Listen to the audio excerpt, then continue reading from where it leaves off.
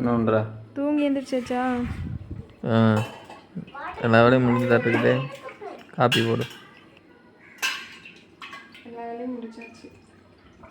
தீக்ஷத்துக்கு ஸ்கூலில் ஃபோட்டோ எடுத்துகிட்டு சொன்னாங்கல்ல, சரி சாயங்காலமாக போகலான்னு சொல்லிட்டு எல்லா வேலையும் முடிச்சிட்டேன்.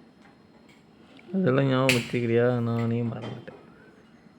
ஏன் இப்படி சொல்கிறீங்க? அது மட்டும் இல்லை, எனக்கு இன்னொரு ஞாபகம் இருக்குது.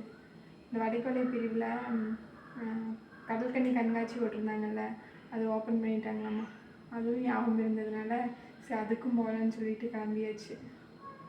போகலாமா? அதெல்லாம் உனக்கு நல்லா ஞாபகம் இருக்குமே.